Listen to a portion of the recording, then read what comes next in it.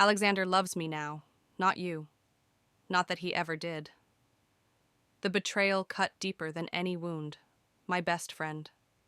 The woman I had trusted the most, the sister I never had, was now in my husband's arms. You'll marry me, in name only. My grandfather's old and wants to see me settle down. You will play the role until he's gone, and then we're done.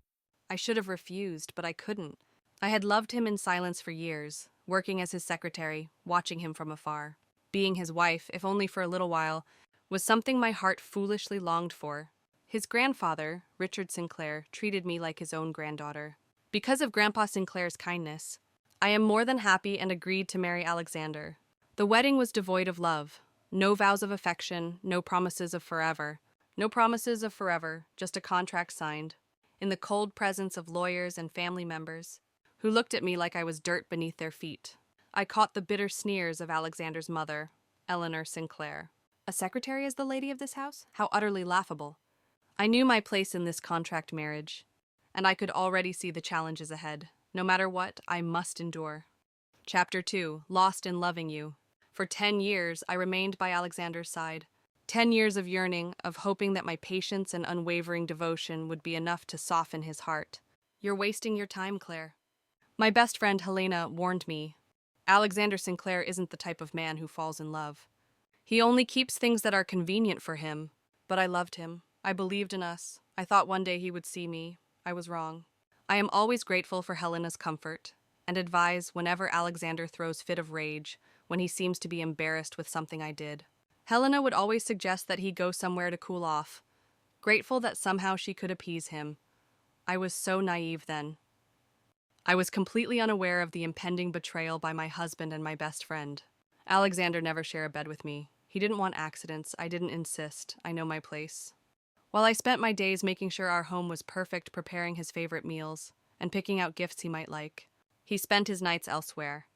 Even if I slept in the guest room, I was still contented that he chose to live with me. That is enough for me. Did you have a good night? My voice filled with forced cheer as I served him with his favorite breakfast. Why do you insist on playing the doting wife, Claire? It's exhausting. Every anniversary, I planned something special. A candlelit dinner, a heartfelt letter, a carefully chosen gift, only to be met with indifference or outright disdain. I don't celebrate meaningless dates. Brushing past me as if I were nothing but a shadow. My heart ached every time I reached out for him, only to be met with silence. The nights were the worst, lying in a vast, empty bed, staring at the ceiling, wondering if there was something more I could do to make him see me. One night I mustered the courage to ask, "Do you hate me, Alexander?" I whispered. He didn't even look up from his laptop. I feel nothing for you, Claire. Isn't that enough? Remember our contract. Know your place. His words were knives cutting through whatever small hopes I had left. At social events, I would stand beside him, smiling at guests, pretending we were a normal, happy couple, only for him to abandon me the moment the cameras were gone. He would disappear into the crowd, leaving me to fend off whispers of poor woman, still hoping for his love. At one such gala, I found him in a dark corner, his hand grazing the arm of a beautiful socialite. "Alexander?" My voice cracked as I stepped forward, my heart hammering in my chest. He turned, annoyed. Go home, Claire. The press already left. You're done here. Humiliated, I stumbled and silently walked away, my heels clicking against the marble floor, echoing my heartbreak. Chapter 3, The Mistress and the Betrayal. All of my sacrifices were unbearable, if not for my best friend, Helena, who never get tired of listening to my worries. She always gives me advices not to agitate Alexander. She always tries to pacify him whenever he loses his temper, coaching him to go somewhere else and cool down. She was always my strength, until... One night, as I returned home from the grocery store, I walked past Alexander's room. I heard moans and the sound of bodies colliding. I immediately recognized my husband's voice. I trembled. But the woman's moans was quite familiar. With a nervous heart, I slowly opened the door, only to be devastated by the sight before me. My husband was with another woman, banging the woman fiercely, one hand holding her widespread leg up, while his other hand grips her throat. And to my horror, it was my best friend, Helena, her eyes rolling back. They were so lost in the throes of ecstasy and didn't notice me. Their moans were like needles piercing my ears, clawing my heart out. I was too stunned. I just stood there, unable to move, unable to say anything. I felt my tears burst like a broken dam, it just flow. As if ashamed for them to realize I had witnessed their passionate betrayal. I turned away and silently walked into the living room. I sat down and just cry. I muffled my cry with my hand as I clutched my heart as if to prevent it from breaking more. I didn't know how long I sat there, lost in my thought and despair, until I heard their giggles when they went out of Alexander's room. At first, they seemed surprised to see me. Then their expressions were replaced with irritation, as if I disturbed their special moment. I looked into Alexander's eyes, hoping for him to deny, hoping that he would say he was drugged. Any reason would suffice, so I asked him, "Why?" Helena stood before me. She wrapped her hands around my husband's waist and caressed his abs as she smirked and said, "Believe what you want, Claire, but Alexander loves me." Not that he ever did. The betrayal cut deeper than any wound. My best friend. The woman I had trusted the most. The sister I never had was now in my husband's arms. I turned to Alexander, desperation clawing at my throat. "Tell me this isn't true. Tell me you wouldn't do this to me." His expression remained impassive and cruel. I don't owe you an explanation, Claire. I want a divorce. It's time. I turned to walk away, only to hear Helena's venomous whisper. "You were always pathetic, Claire. That's why he never loved you." That night, I locked myself in my bedroom, clutching my chest as sobs racked through me. 10 years of devotion, all to prove my love. Years of my youth wasted on him. Wasn't it enough? Why was it never enough? I was so naive to believe I could ever warm his heart. But Alexander had destroyed me in the most vicious way. And for the first time in 10 years, I realized something. Love, no matter how strong, cannot flourish if it is unreciprocated. Chapter 4. The In-Law's Wrath. "You were never good enough for my son." Eleanor Sinclair's voice dripped with venom as she flung a teacup at my feet, porcelain shards scattering like my broken heart. A nobody, an orphan with no background, no prestige. What made you think you could ever belong in this family? And to think you couldn't even fulfill your only duty as a wife. No heir, no child, not even a sliver of hope for one. My hands clenched at my sides. She didn't know the truth, no one did. It wasn't that I hadn't tried to give Alexander an heir. It was that he had ensured I never could. "Take them, Claire." I remembered the coldness in Alexander's voice, as he tossed a bottle of pills onto my bedside table. "I don't want children. Don't ever think of trying to trap me with one." Like a dutiful wife, I had swallowed them every day, even as my heart ached for a child. A child who might have loved me in the ways my husband never did. Eleanor's lips curled in satisfaction at my silence. "Pathetic. You've always been pathetic. That's why Alexander chose Helena. She's everything you're not. Beautiful, refined, capable of giving him the child he deserves." As if summoned by my hatred, Helena sauntered into the room, her perfect lips curled into a smirk. "Mother, is it wise to waste your breath on the help?" Flicking her manicured nails in my direction.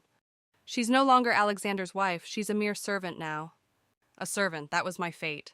After Alexander had declared his love for Helena and demanded a divorce, I had no choice but to remain in the Sinclair mansion. Not as a wife, not as a woman of the house, but as a housemaid, stripped of any dignity I had left. I had an ailing brother who's still in the hospital. I couldn't afford the expensive treatment. I couldn't just leave. I must endure. I spent my days scrubbing floors, serving meals, and washing the silk sheets where Alexander and Helena slept. I was given a small guest room in the servants' wing, barely big enough for a single bed and a broken dresser. The first night I slept there, curled into myself, staring at the damp ceiling, I realized how far I had fallen. "Do you regret it, Claire?" Eleanor whispered one evening as I was serving them food at the dinner table. "Do you regret ever thinking you were one of us?" She purposely dropped her fork and commanded, "Oh, it slipped my hand. Kindly pick it up." As I bent to get the utensil, Eleanor poured wine on my head. Ops, my hands couldn't hold it well. Yeah, I should have left. I really regret it. But regret was a luxury I could no longer afford. Because regret meant I had once hoped. And hope was the cruelest thing of all. Chapter 5. The Silent Ally. Stripped of my dignity, my love, and my only family critical in the hospital, I wandered the mansion like a ghost, invisible to those who once pretended I belonged. The staff pitied me in whispers, but none dared to defy Alexander or Helena, except for one. Serena Sinclair, Alexander's younger sister, had always been different from the rest of the Sinclairs. Where their mother Eleanor was sharp-tongued and cruel, Serena was soft-spoken but firm. Where Alexander was cold and unfeeling, she was kind. And while everyone else turned their backs on me, she did not.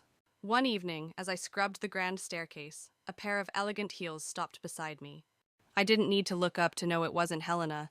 She would never have bothered to acknowledge my presence unless it was to taunt me. Claire? Serena's voice was quiet, yet it held a strength that I hadn't heard in a long time. I hesitated before glancing up. She crouched beside me, her usually composed face filled with something I hadn't seen in anyone for months. Genuine concern. Serena, you shouldn't, I began, but she cut me off. Why are you still here? Why are you letting them treat you like this? She asked, searching my face. I looked away, gripping the rag in my hands. Where else would I go? Her eyes softened, and she sighed. You're not alone, Claire. You never were. You just never had anyone tell you that. Tears burned in my eyes.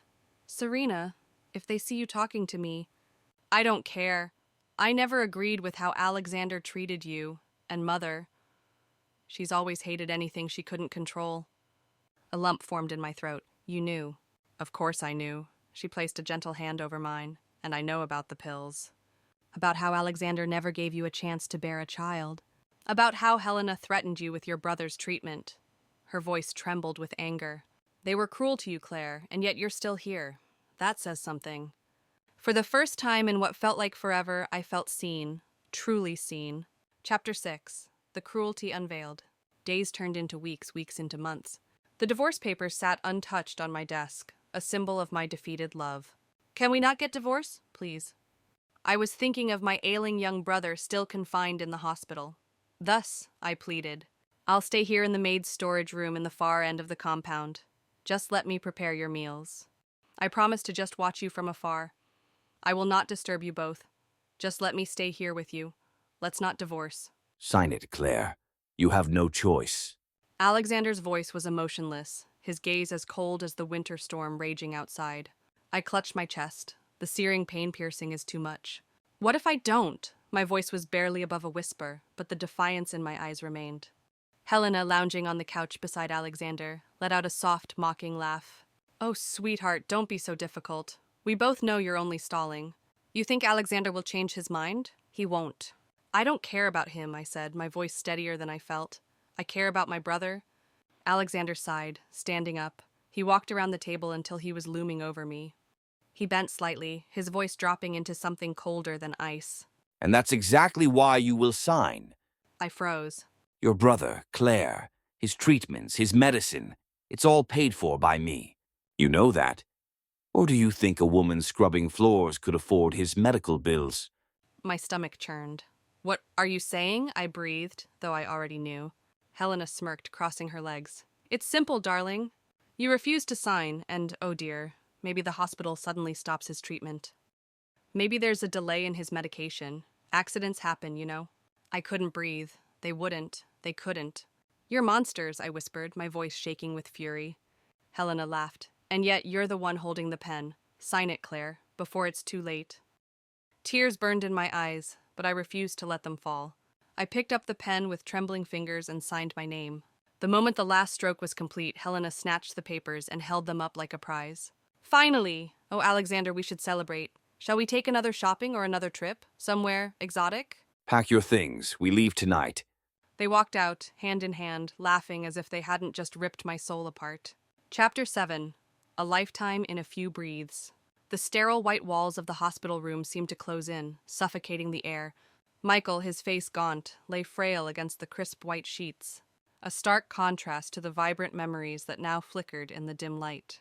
I sat beside him, my hand entwined with his, a silent anchor to a life that was fast slipping away. His eyes, though dimmed by the illness, held a familiar warmth, a reflection of the shared childhood, now intertwined with the sadness. Claire, remember, the treehouse? Michael's voice, a fragile whisper, barely audible. Claire choked back a sob, a single tear escaping to trace a path down her cheek. She squeezed his hand gently. How could I forget? You built it, remember? With the crooked ladder and the secret knock. Michael smiled weakly, a ghost of his old boisterous self. And you were the lookout, always warning me about Mom, even though she never really minded.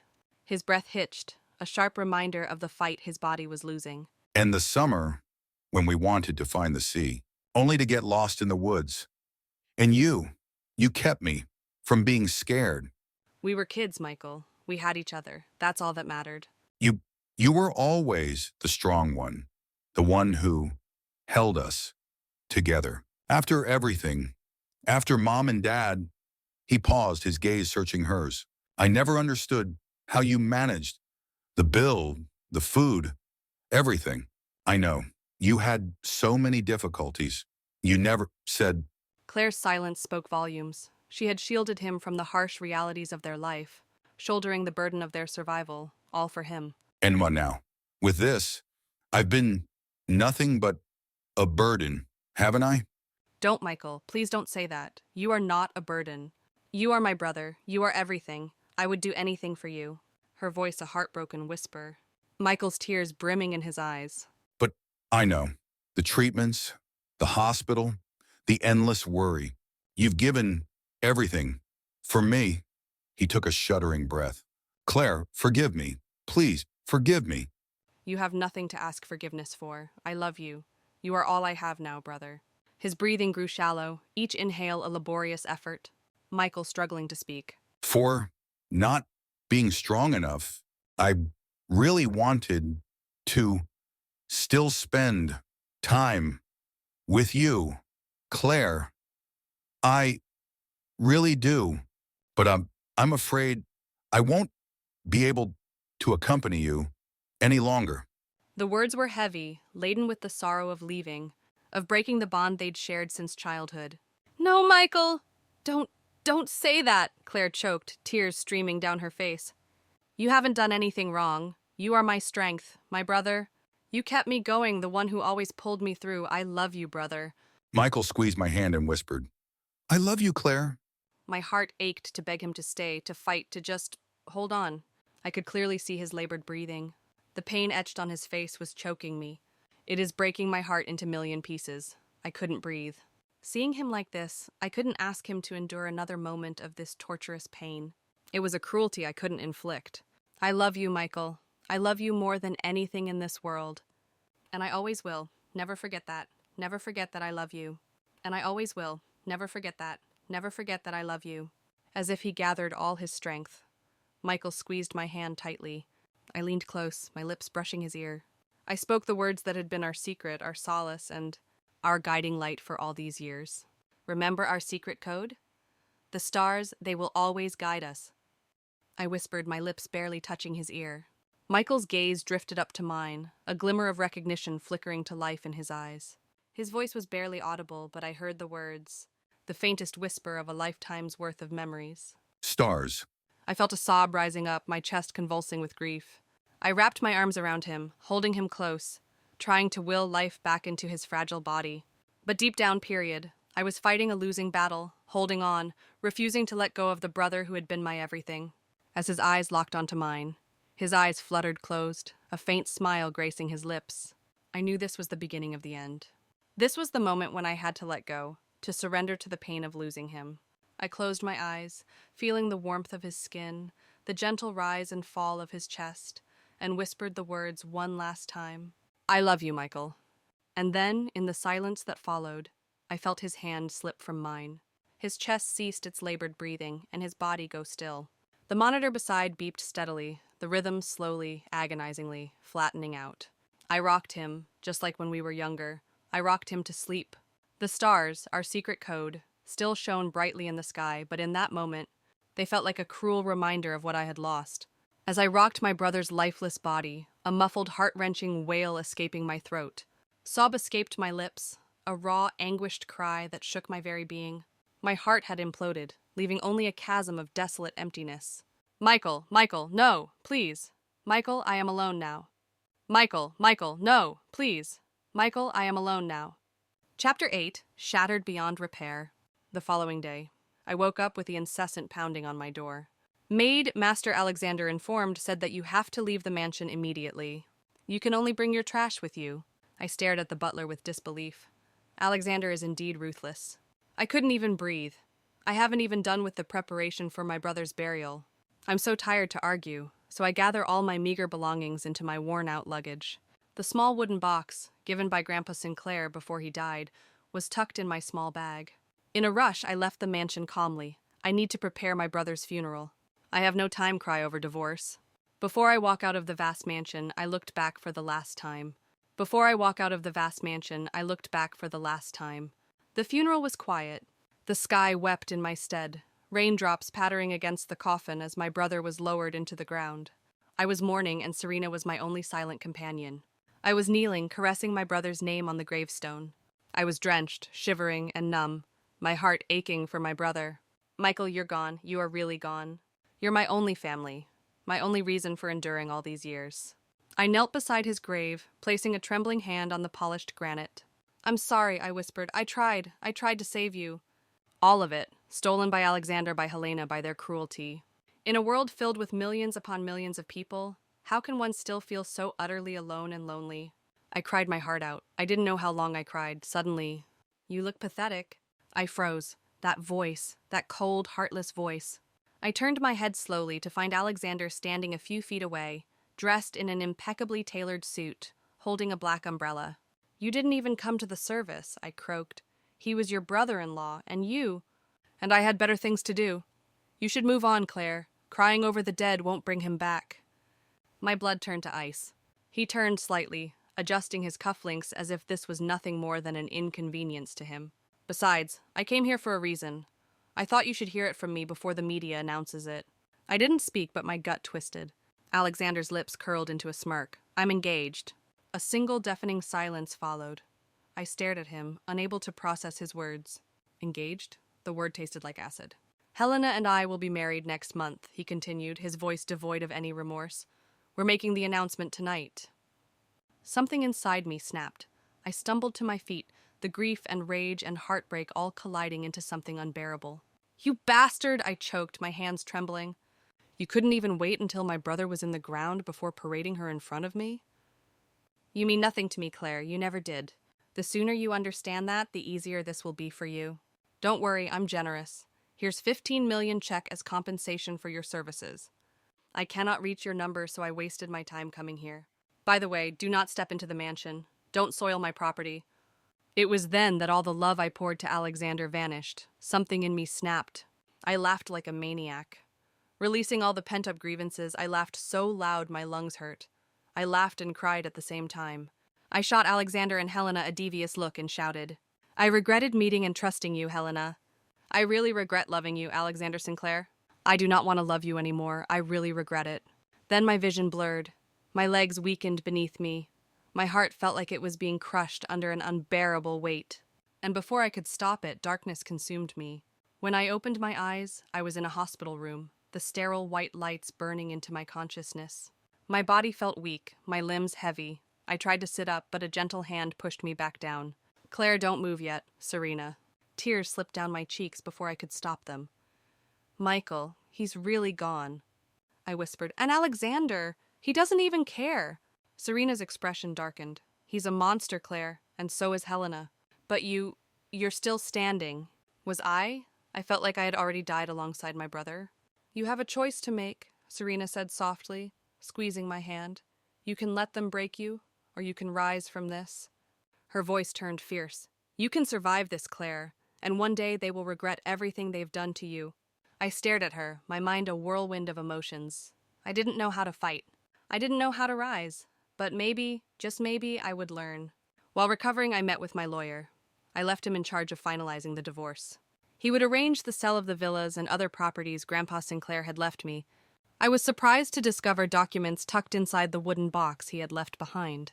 This is my chance to start fresh, and I'm determined to seize it.